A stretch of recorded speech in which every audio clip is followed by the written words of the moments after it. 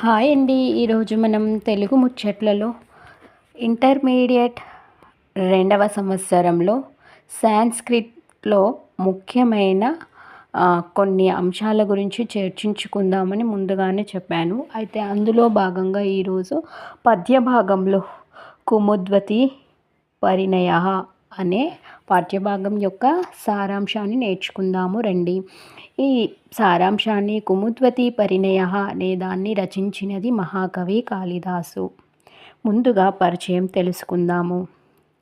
కుముద్వతి పరిణయం అను ఈ పాఠము మహాకవి కాళిదాసుచే రచింపబడిన రఘువంశ మహాకావ్యం నుండి స్వీకరించబడినది.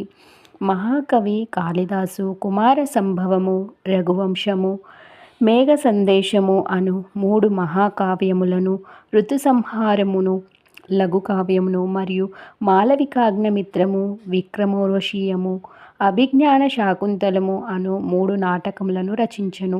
ఇతడు ఉపమా అలంకారమును ప్రయోగించుటలో సుప్రసిద్ధుడు.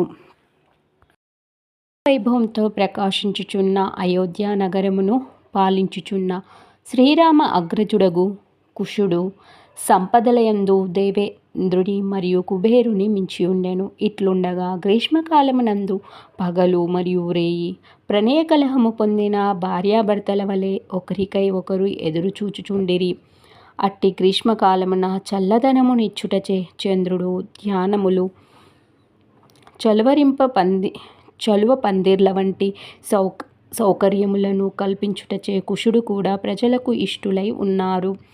ఆ గ్రీష్మకాలమున అంతఃపుర స్త్రీల సమేతముగా రాజహంసలతోనూ పువ్వులతోనూ అలరారుచున్న సరయూ నది జలములందు విహరించవలెనని కుశునికి కోరిక కలిగెను. కావున ఆ సరస్సునందలి మొసళ్లను, చేపలను జాలరులచే తొలగించి అంతఃపుర స్త్రీలతో కలిసి సరయూ నదియందు విహరించసాగెను.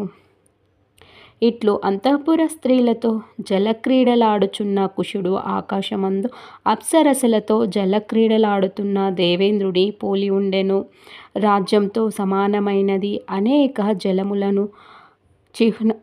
జలములకు చిహ్నమై ఉన్న మరియు అగస్త్యమునిచే ఇవ్వబడిన రత్నాభరణమును శ్రీరాముడు రాజ్యంతో పాటు కుశునకు ఇచ్చియుండెను.